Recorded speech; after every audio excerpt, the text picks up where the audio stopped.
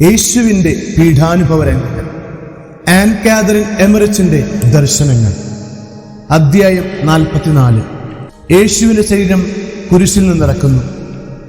ജെറുസലേമിലെ സ്ഥലങ്ങളെക്കുറിച്ച് sister എമറിച്ച് പല അവസരങ്ങളിലായി നൽകിയ വിവരണങ്ങൾ അരിമത്തിയക്കാരൻ ജോസഫിന്റെ തോട്ടത്തെയും കല്ലറയെയും കുറിച്ച് വ്യക്തമായ ചിത്രം നമുക്ക് നൽകുന്നതോടൊപ്പം യേശുവിന്റെ ശവസംസ്കാരത്തെക്കുറിച്ചുള്ള വിവരണം തടസ്സം കൂടാതെ മുന്നോട്ട് കൊണ്ടുപോകുവാനും സാധിക്കുന്നു. ജെറുസലേമിന്റെ കിഴക്ക് ഭാഗത്തുള്ള പ്രവേശന കവാടത്തിൽ നിന്നും ഓഫേൽ നഗരപ്രാന്തത്തിലേക്ക് പോകുവാൻ സാധിക്കും. ഇത് ദേവാലയത്തിന്റെ കിഴക്കേ കോണിന് തെക്കായി സ്ഥിതി ചെയ്യുന്നു. വടക്ക് കിഴക്കേ കോണിന് വടക്കാണ് ആടുകളുടെ കവാടം. ഇവ രണ്ടിനും ഇടയ്ക്കുള്ള മൂന്നാമത്തെ കവാടം ദേവാലയത്തിന് കിഴക്ക് ഭാഗത്ത് സ്ഥിതി ചെയ്യുന്നു. കൽപ്പണിക്കാരും മറ്റും അധിവസിക്കുന്ന തെരുവുകളിലേക്കാണ് ഇത് നയിക്കുന്നത്. ദേവാലയത്തിന്റെ അടിത്തറ ബലപ്പെടുത്തിയ ഭാഗത്താണ് ഈ തെരുവുകളിലെ വീടുകൾ. ആ വീടുകളിൽ ഭൂരിഭാഗവും നിർമ്മിച്ചത് നിക്കോദമസ് ആയിരുന്നു. അവർക്ക് തൊഴിൽ കൊടുക്കുന്നതും അയാൾ തന്നെ. മനോഹരമായ മോറിയ ഗേറ്റ് നിക്കോദമസ് നിർമ്മിച്ചിട്ട് ഏറെ നാൾ ആയിരുന്നില്ല. ഈ ഗേറ്റ് നിർമ്മാണം പൂർത്തിയായി അധികം താമസിയാതെയാണ് ഇതിൽ കൂടി യേശു ഓശാന ഞായറാഴ്ച പട്ടണത്തിൽ പ്രവേശിച്ചത്. അതുവരെ ആരും കടന്നു പോകാത്ത നിക്കോദമസിന്റെ പുതിയ ഗേറ്റിലൂടെ അവിടുന്ന് പട്ടണപ്രവേശനം നടത്തുകയും ആരെയും സംസ്കരിക്കാത്ത അരിമത്തിയക്കാരൻ ജോസഫിന്റെ പുതിയ കല്ലറയിൽ സംസ്കരിക്കപ്പെടുകയും ചെയ്തു. പിന്നീട് ഈ ഗേറ്റ് ഭിത്തി കെട്ടി അയച്ചു. ഇതുവഴി ക്രിസ്ത്യാനികൾ ഒരിക്കൽ കൂടി പട്ടണത്തിൽ പ്രവേശിക്കേണ്ടിയിരിക്കുന്നു എന്നൊരു വിശ്വാസമുണ്ടായിരുന്നു. ഗോൾഡൻ ഗേറ്റ് എന്ന് തുർക്കികൾ വിളിക്കുന്ന ഭിത്തി കെട്ടിയടച്ച ഒരു ഗേറ്റ് ഇന്നും അവിടെ നിലനിൽക്കുന്നു. ആടുകളുടെ ഗേറ്റിൽ നിന്ന് പടിഞ്ഞാറ് ഭാഗത്തേക്ക് പോകുന്ന പാത സിയോൻ മലയുടെ വടക്ക് പടിഞ്ഞാറ് വശത്തു നിന്നും കാൽവരിക്കും മധ്യത്തിലൂടെയാണ് കടന്നു പോകുന്നത്. ഈ കവാടത്തിൽ നിന്ന് ഗാഗുൽത്തായിലേക്ക് 2.25 മൈലും പിലാത്തോസിന്റെ അരമനയിൽ നിന്ന് 2 മൈൽ ദൂരവും വരും. ദേവാലയം സ്ഥിതി ചെയ്യുന്ന മലയുടെ വടക്കു പടിഞ്ഞാറ് ഭാഗത്ത് വേറിട്ട് നിൽക്കുന്ന ഒരു പാറയിൽ ആന്റോണിയ കോട്ട സ്ഥിതി ചെയ്യുന്നു. പിലാത്തോസിന്റെ അരമന വിട്ട് പടിഞ്ഞാറ് ഭാഗത്തേക്ക് പോകുമ്പോൾ ഇടതുവശത്താണ് കോട്ട സ്ഥിതി ചെയ്യുന്നത്. ഇതിന്റെ ഭിത്തിയിലെ കൽത്തൂണിന് അഭിമുഖമായി ഉയർന്നു നിൽക്കുന്ന പ്ലാറ്റ്ഫോം ഉണ്ട്. അവിടെ നിന്നാണ് പീലാത്തോസ് ജനങ്ങളോട് പ്രഖ്യാപനങ്ങൾ നടത്തുന്നതും പുതിയ ഉത്തരവുകൾ പുറപ്പെടുവിക്കുന്നതും. യേശുനാഥൻ പട്ടണത്തിന്റെ ഉൾപ്രദേശത്തു കൂടി കുരിശും വഹിച്ചു പോയപ്പോൾ കാൽവരി മല അവിടുത്തെ വലത്തുവശത്തായിരുന്നു. സിയോന് നേരെ തെക്ക് പടിഞ്ഞാറ് ദിശയിലേക്ക് കുറെ ദൂരം പോകുന്ന ഈ റോഡ് പട്ടണത്തിന്റെ ഉൾഭിത്തിയിലൂടെ ഒരു ഗേറ്റ് എത്തിച്ചേരുന്നു. ഈ ഭിത്തിക്കപ്പുറം ഇടതുവശത്തായി തോട്ടങ്ങൾ നിറഞ്ഞ ഒരു പ്രാന്ത പ്രദേശമുണ്ടായിരുന്നു. പട്ടണത്തിന്റെ പുറം മതിലിനടുത്തായി കല്ലുകൊണ്ട് നിർമ്മിച്ച പ്രവേശന കവാടങ്ങളോട് കൂടിയ ഏതാനും ശവകുടീരങ്ങളുണ്ട്. പട്ടണത്തിന്റെ പടിഞ്ഞാറ് ഭാഗത്തുള്ള പുറം ഭിത്തി തെക്കുഭാഗത്തേക്ക് തിരിയുന്ന വശത്തേക്ക് തള്ളി നിൽക്കുന്നു. മനോഹരമായ തോട്ടവും അതിൽ ഒരു ഭവനവും ലാസറിന് ഇവിടെ ഉണ്ടായിരുന്നു. ഇവിടേക്ക് നയിക്കുന്ന ഒരു സ്വകാര്യ കവാടം നഗരഭിത്തിയിലുണ്ടായിരുന്നു. യേശു ശിഷ്യരും ലാസറിന്റെ അനുവാദത്തോടെ സാധാരണയായി കടന്നുപോയിരുന്നതും ഈ വഴിയാണ്. പട്ടണത്തിന്റെ വടക്ക് പടിഞ്ഞാറ് ദിശയിലേക്കുള്ള ഗേറ്റ് നയിക്കുന്നത് ബത്സൂറിലേക്കാണ്.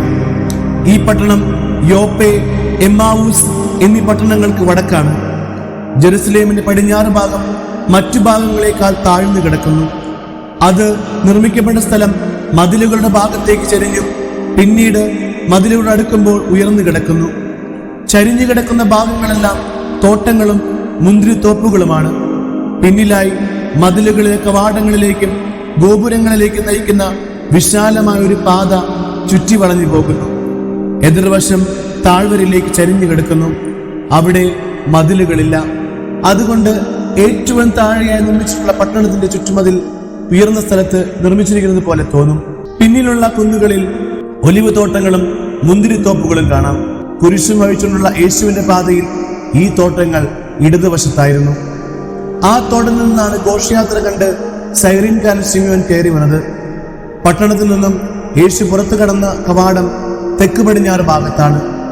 ഈ കവാടത്തിന് ഇടതുവശത്തുള്ള പട്ടണമതിൽ ആദ്യം തെക്ക് ഭാഗത്തേക്കും പിന്നെ പടിഞ്ഞാറേക്കും വീണ്ടും തെക്ക് ഭാഗത്തേക്കും തിരിഞ്ഞ് സിയോൻ മലയെ വലയം ചെയ്യുന്നു.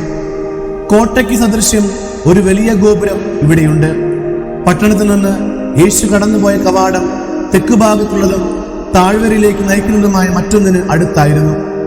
ബെത്ലഹേമിലുള്ള റോഡ് ആരംഭിക്കുന്നത് ഇവിടെ നിന്നാണ്. കുരിശും വഹിച്ച് യേശു ജെറുസലേമിൽ നിന്ന് നടന്നു നീങ്ങിയ ഈ പാത അധികം കഴിയുന്നതിന് മുൻപേ വടക്കോട്ട് തിരിഞ്ഞ് കാൽവരിയിലേക്ക് പോകുന്നു. ജെറുസലേം പട്ടണത്തിന് അഭിമുഖമായി കാൽവരിയുടെ കിഴക്ക് ഭാഗം കുത്തനെയുള്ളതും പടിഞ്ഞാറ് ഭാഗം ചായവുള്ളതുമായിരുന്നു. എമ്മാവൂസിലേക്ക് തിരിയുന്ന പാത ഇവിടെ നിന്നാൽ കാണുവാൻ സാധിക്കും. അവിടെ ഒരു വയലുണ്ട്. ലൂക്ക ക്ലെയോഫോസിനോടൊപ്പം എമ്മാവൂസിലേക്ക് പോകും വഴി അവിടെയുള്ള വയലിൽ നിന്ന് പലവിധ ഔഷധസസ്യങ്ങൾ പറിച്ചെടുക്കുന്നത് ഞാൻ കണ്ടു. കാൽവരിയുടെ കിഴക്കും തെക്കുമായി ധാരാളം മുന്തിരിത്തോപ്പുകളും കുറെ ശവകുടീരങ്ങളും കാണുന്നുണ്ട്. കാൽവരിയുടെ ചുവട്ടിൽ വടക്ക് കിഴക്ക് ഭാഗത്താണ് കുരിശ് മറവ് ചെയ്യപ്പെട്ടത്. കാൽവരിയിൽ നിന്നും 7 മിനിറ്റ് നടന്നാൽ എത്താവുന്ന ദൂരത്തിൽ ബെത്ലഹേം ഗേറ്റിനടുത്താണ് അരിമത്തിയക്കാരൻ ജോസഫിന്റെ തോട്ടം. പട്ടണം അതിലെത്തുവോളം ഉയർന്നുയർന്നു പോകുന്നതും തണലേക്കും നല്ല ഉയരമുള്ള വൃക്ഷങ്ങളും കുറ്റിക്കാടുകളും പുൽമേടുകളും കൊണ്ട് നിറഞ്ഞ വളരെ രമണീയമായൊരു തോട്ടം.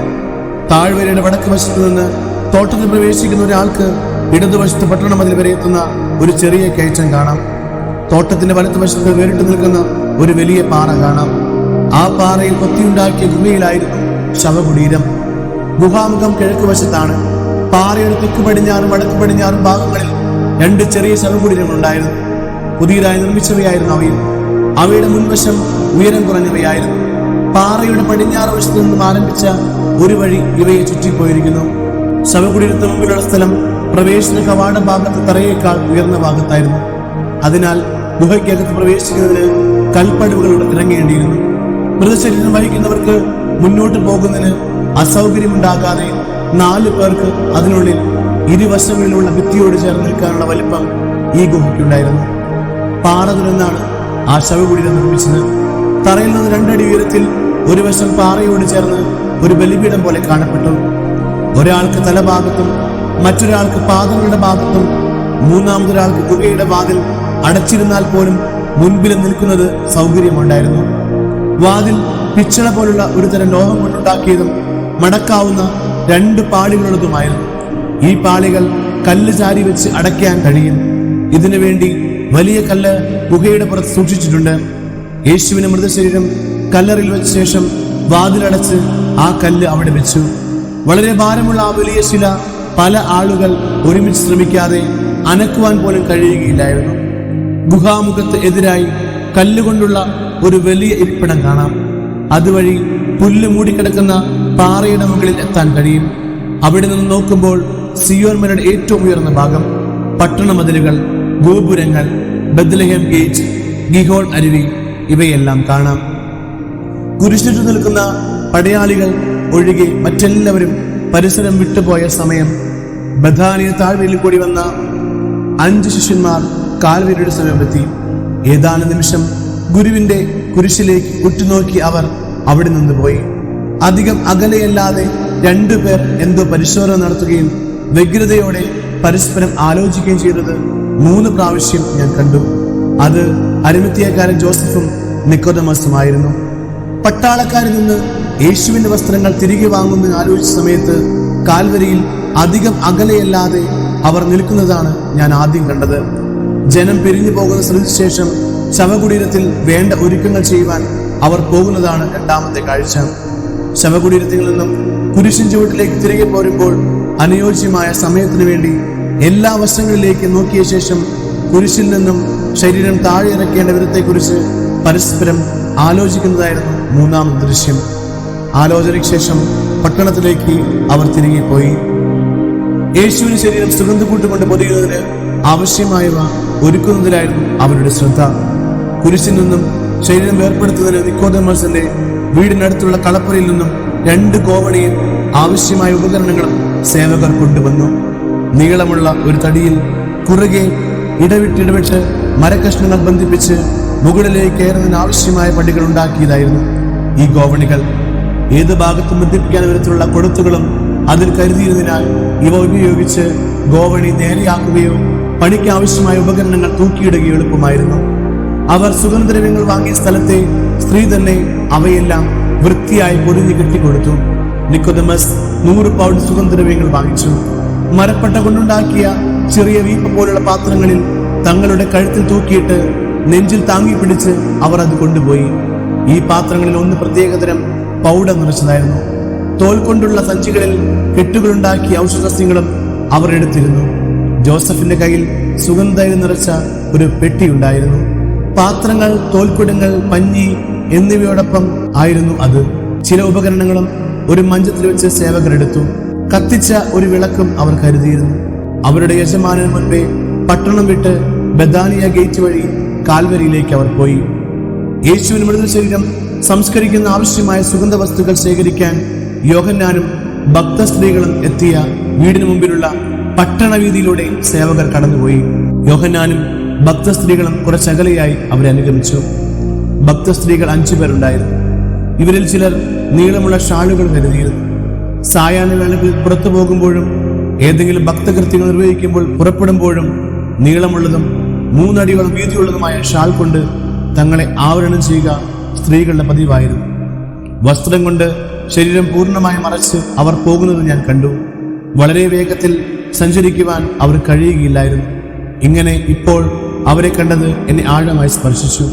കാരണം അത് യഥാർത്ഥ വിലാപവസ്ത്രം തന്നെയായിരുന്നു. വീതിയുള്ള കറുത്ത അരക്കെട്ടും കൈനീളമുള്ള ഉടുപ്പും ധരിച്ച ജോസഫും നിക്കോദെമസും വിലാപവസ്ത്രം തന്നെയായിരുന്നു. ശിരസും ശരീരവും ആവരണം ചെയ്ത ചാരനിറമുള്ള അവരുടെ പുറങ്കുപ്പായം വളരെ നീളവും വീതിയുമുള്ളതായിരുന്നു. കാൽവരി മലയിലേക്കുള്ള ഗേറ്റിന്റെ ദിശയിൽ അവർ നടന്നു.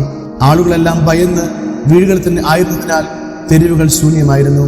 ജനങ്ങളിൽ പശ്ചാത്താപം കണ്ടു തുടങ്ങി. ചുരുക്കം ചിലർ മാത്രം തിരുനാൾ ആഘോഷം തുടർന്നു. ജോസഫും നിക്കോദെമസും ഗേറ്റിനടുത്തെത്തിയപ്പോൾ അത് അടച്ചിരിക്കുന്നതായി കണ്ടു. ആ തെരുവുകളിലെ എല്ലാ മുക്കിലും മൂലയിലും പട്ടാളക്കാർ കാവൽ നിൽക്കുന്നതായിരുന്നു. ജനങ്ങൾ വിപ്ലവമുണ്ടാക്കാതിരിക്കുവാൻ ശ്രദ്ധിക്കുന്നതിന് ഫരിസേയർ ആവശ്യപ്പെട്ടതനുസരിച്ച് ആയുധധാരികളായി എത്തിയവരായിരുന്നു ഇവർ. പീലാത്തോസ് മുദ്രവെച്ച കൽപ്പന അവരെ കാണിച്ച് സ്വതന്ത്രമായി കടന്നു പോകുന്നതിന് തങ്ങളെ അനുവദിക്കണമെന്ന് ജോസഫ് ആവശ്യപ്പെട്ടു. അവർക്ക് അനുവാദം ലഭിച്ചു. എന്നാൽ പടയാളികൾ ഇപ്രകാരം പറഞ്ഞു: പല പ്രാവശ്യം പലർ ശ്രമിച്ചിട്ടും ഈ ഗേറ്റ് തുറക്കാൻ സാധിക്കുന്നില്ല. എന്തോ ആഘാതം വീഴ്ച വളഞ്ഞു പോയിട്ടുണ്ടാകും എന്ന് തോന്നുന്നു. കുറ്റവാളികളുടെ കണങ്കാലുകൾ തകർക്കുന്നതിന് പോയവർ മറ്റൊരു ഗേറ്റിൽ കൂടിയാണ് പട്ടണത്തിലേക്ക് തിരികെ പോയത്. അവർ 2 പേരും കൂടി പിടിച്ചു വലിച്ചപ്പോൾ അത് തുറന്നു. കണ്ണു നിന്നവരെല്ലാം അത്ഭുതപ്പെട്ടു. ജോസഫും നിക്കോദെമസും കാൽവരിയിലെത്തിയപ്പോൾ ആകാശം മേഘാവൃതമായി കഴിഞ്ഞിരുന്നു. അവരുടെ സേവകർ അവിടെ കാത്തു നിൽക്കുന്നുണ്ടായിരുന്നു. കുരിശിന് സമീപം തീവ്ര ദുഃഖത്താൽ കരയുന്ന ഭക്തസ്ത്രീകൾ, മാനസാന്തരപ്പെട്ട കാസിയൂസും മറ്റനേകം പടയാളികളും ഭക്തിപൂർവം ബഹുമാന പുരസ്സരം അല്പം അകലെയും. അപമാനകരമായ കുരിശുമിടത്ത് നിന്ന് യേശുവിനെ രക്ഷിക്കുന്ന സന്നിധിൻ അംഗങ്ങളായ ഇവർ ഇപ്രകാരം പരിശ്രമിച്ചുവെന്ന് ജോസഫും നിക്കോദെമസും പരിശുദ്ധ മറിയത്തിനും യോഹന്നാനും വിശദീകരിച്ചു കൊടുത്തു. കാസിയൂസ് കുന്തത്താൽ കുത്തിപ്പിളർന്ന മുറിവിനെ കുറിച്ചും യേശുവിന്റെ അസ്ഥികൾ തകർക്കപ്പെടില്ല എന്ന പ്രവചനം പൂർത്തീകരിക്കപ്പെട്ടതും അവർ മനസ്സിലാക്കി. ശതാധിപൻ അബ്നാദർ ആ കുരിശിൽ ചുവട്ടിലെത്തി. നിർവഹിക്കാൻ പോകുന്ന പവിത്ര കർമ്മത്തെക്കുറിച്ച് ജോസഫും നിക്കോദെമസും ആഴത്തിൽ ധ്യാനിച്ചു. കർത്താവിന് ശരീരം കുരിശിൽ നിന്നിറക്കി സംസ്കരിക്കുക എന്ന പാവനവും ദുഃഖപൂർണമായ ജോലി അവർ ഏറ്റെടുത്തു. പരിശുദ്ധ മറിയവും മഗ്ദലനായും കുരിശിൽ ചുവടി നടന്നിരുന്നു. കുരിശിന്റെയും യേശുവിന്റെയും ഡിസ്മാസിന്റെയും കുരിശുകൾക്കിടയിൽ ഭക്തസ്ത്രീകൾ സുഗന്ധദ്രവ്യങ്ങൾ, വെള്ളം, പഞ്ഞി, തുണി, പാത്രങ്ങൾ തുടങ്ങിയവ സജ്ജീകരിച്ചു. കാസിയൂസ് മുന്നോട്ട് വന്ന് തന്റെ കണ്ണിൽ ലഭിച്ച അത്ഭുതകരമായ സുഖപ്രാപ്തിയെക്കുറിച്ച് അബ്നാദുമായി സംസാരിച്ചു. അവന്റെ ഹൃദയത്തിൽ ദുഃഖവും സ്നേഹവും നിറഞ്ഞു. പ്രവർത്തനങ്ങളിലെല്ലാം തികഞ്ഞ നിശബ്ദതയും ഭക്തിയും ആദരവും അവർ കാത്തു സൂക്ഷിച്ചു. അതീവ ജാഗ്രതയോടും ആത്മാർത്ഥതയോടും താല്പര്യത്തോടും കൂടെ അവർ ഈ പാവന കർമ്മം ചെയ്തു. ആ ശുദ്ധ മാനസരിൽ ചിലരുടെ അധരങ്ങളിൽ നിന്ന് പുറപ്പെട്ട തേങ്ങലും വേദനയുടെയും സാന്ത്വനത്തിന്റെയും വാക്കുകളും കാൽവരിയിലെ നിശബ്ദതയെ ഭേദിച്ചു. കാൽവരിയിൽ കുരിശിൽ തന്റെ റബോനി മഗ്ദലിനേക്കും കണ്ണുനീർ നിലയ്ക്കുന്നില്ല. ആളുകളുടെ സാന്നിധ്യമോ അധികാരി വർഗത്തിൽ അപ്രീതിയോ അവളെ തടസ്സപ്പെടുത്തിയതായി തോന്നിയില്ല. ഗോവണികൾ 2 കുരിശിന് പിന്നിൽ ഉറപ്പിച്ചു. 3 ചരടുകൾ ബന്ധിപ്പിച്ച് വലിപ്പമുള്ള ഒരു തുണിയുമായി നിക്കോദെമസും ജോസഫും ഗോവണിപ്പടികൾ കയറി. യേശുവിന്റെ കൈകൾക്ക് പിന്നിൽ തുണികഷ്ണങ്ങൾ കടത്തിവെച്ച് സുരക്ഷിതമാക്കിയ ശേഷം കൈമുട്ടുകളുടെയും കാൽമുട്ടുകളുടെയും താഴെയായി ശരീരം കുരിശിനോട് ചേർത്ത് ബന്ധിച്ചു. നീളമുള്ള കമ്പിക്കഷ്ണം കൊണ്ട് പിന്നിൽ നിന്ന് മെല്ലെ തട്ടി കുരിശിലെ ആണികൾ നീക്കി. ആ പാവനമായ കരങ്ങൾ കിളക്കം തട്ടാതെ ആണികൾ താഴെ വീണു. ശരീരത്തിന്റെ ഭാരത്താൽ കൈകളിലെ ആണിപ്പഴുതുകൾ വളരെ വലുതായി തീർന്നിരുന്നു. തുണി കൊണ്ട് കുരിശിനോട് ചേർത്ത് ശരീരം ബന്ധിച്ച് കൈകൾ സ്വതന്ത്രമാക്കുന്നതിന് എളുപ്പമാക്കി. മരണസമയം കാൽമുട്ട് വളഞ്ഞുപോയി യേശുവിന്റെ ശരീരം കുരിശിനോട് ചേർത്ത് ബന്ധിച്ചതോടെ സാധാരണ നിലയിലായി. ഇടത് കൈപ്പത്തിയിൽ നിന്നും ആണി ഊരിയെടുത്ത് യേശുവിന്റെ കൈ ശരീരത്തിന് സാവധാനം ചേർത്ത് വെക്കുന്നതിനും ജോസഫ് പരിശ്രമിക്കുന്നതിനിടയിൽ നിക്കോദെമസ് വലത് കൈപ്പത്തിയിലെ ആണി ഊരി വളരെ സാവധാനം ശരീരത്തിലേക്ക് അടുപ്പിച്ചു വെച്ചു. യേശുവിന്റെ ദിവ്യപാദങ്ങൾ ചേർത്ത് തറച്ചിരുന്ന നീളമുള്ള വലിയ ആണി ആ സമയം ശതാധിപൻ അപ്നദാർ വളരെ ക്ലേശിച്ച് ഊരിയെടുത്തു. കാസിയോസ് ഭക്തിയാദരങ്ങളോടെ അത് വാങ്ങി സൂക്ഷിച്ചു. ജോസഫും നിക്കോദെമസും ഗോവണികൾ കുരിശിന് മുമ്പിൽ കുത്തനെ ചേർത്ത് വെച്ചു. മുകളിൽ ചരടഴിച്ച് ഗോവണിയിലെ ഒരു വളയത്തെ ബന്ധിപ്പിച്ചു. മറ്റു 2 ചരടുകളും അവർ എപ്രകാരം തന്നെ അഴിച്ചു. ഗോവണിയിൽ കൊളുത്തി. മുകളിലുള്ള കൊളുത്തുകളിൽ കൂടി താഴെയുള്ള വളയങ്ങളിലേക്ക് ചരടുകൾ നീക്കി. ആ പരിശുദ്ധ ശരീരം സാവകാശം ഇറക്കി. കുരിശു ചുവട്ടിൽ നിൽക്കുന്ന ശതാധിപൻ അപ്നാദാർ യേശുവിന്റെ കാൽമുട്ടിനെ താഴെ പിടിച്ച് തന്റെ കൈകളിൽ സ്വീകരിച്ചു. ജോസഫും നിക്കോദെമസും ശരീരത്തിന്റെ മുകളിൽ താങ്ങിപ്പിടിച്ച് ഓരോ പടിയും വളരെ സാവധാനം ഇറങ്ങി. ഗുരുതരമായി പരിക്കേറ്റ ഒരാളുടെ ശരീരം അയാളുടെ ഏറ്റവും അടുത്ത സ്നേഹിതരെടുക്കുമ്പോൾ എത്ര ശ്രദ്ധ കാണിക്കും. അപ്രകാരം സാധ്യമായ എല്ലാ മുൻകരുതലുകളും അവർ സ്വീകരിച്ചു. ഭക്തിയാദരങ്ങളോടെ യേശുവിന്റെ തിരുശരീരം അവർ നിലത്തിറക്കി. ഇത് ഏറ്റവും ഹൃദയസ്പർശിയായ ഒരു കാഴ്ചയായിരുന്നു. യേശുവിനെ വേദനിച്ചേക്കുമെന്ന് ഭയപ്പെട്ടതുപോലെ അത്രമാത്രം ശ്രദ്ധയും മുൻകരുതലുകളും അവർ സ്വീകരിച്ചു. രക്ഷകനോട് അവന്റെ ജീവിതകാലത്ത് അവർക്ക് തോന്നിയ മുഴുവൻ സ്നേഹവും ഭക്തിയും ആ പരിശുദ്ധ ശരീരത്തിൽ കേന്ദ്രീകരിക്കപ്പെട്ടതുപോലെ ആരാധ്യമായ ആ ശരീരത്തിൽ മാത്രം കണ്ണുകൾ ഉറപ്പിച്ച് അതിലെ മുറിവുകൾ ഓരോന്നും വേദനയോടെ അവർ നിരീക്ഷിച്ചു. നിലയ്ക്കാത്ത കണ്ണുനീർ പ്രവാഹത്തോടെ ദുഃഖവും ഹൃദയവേദനയും അവർ പങ്കിട്ടു. എങ്കിലും അവരെല്ലാവരും പരിപൂർണ സംയമനം പാലിച്ചു. ആ പാവന ശരീരം സംബന്ധിച്ച ശുശ്രൂഷകൾ മുഴുകിയിരുന്ന അവർ വിരളമായിട്ട് സംസാരിച്ചുള്ളൂ. ആരാധ്യമായ അവന്റെ അതിരങ്ങളുടെ നിശ്ചല ദർശിക്കുമ്പോൾ യേശു മരിച്ചുവെന്ന ദുഃഖസത്യം അവരെ വീണ്ടും നടുക്കി. കുരിശിൽ നിന്നിറക്കിയ ദിവ്യശരീരത്തിൽ കാൽമുട്ട് മുതൽ അരഭാഗം വരെ അവർ വസ്ത്രം പുതുപ്പിച്ചു. അസഹനീയവും സങ്കടവും സ്നേഹവാത്സല്യങ്ങൾ കൊണ്ട് വീർപ്പുമുട്ടിയ മാതാവിന്റെ കരങ്ങളിലേക്ക് പീഡാസഹനങ്ങളുടെ ബലിവസ്തുവായി മാറിയ അരുമസുതന്റെ ചേതനയേറ്റ ശരീരം അവർ വെച്ചുകൊടുത്തു.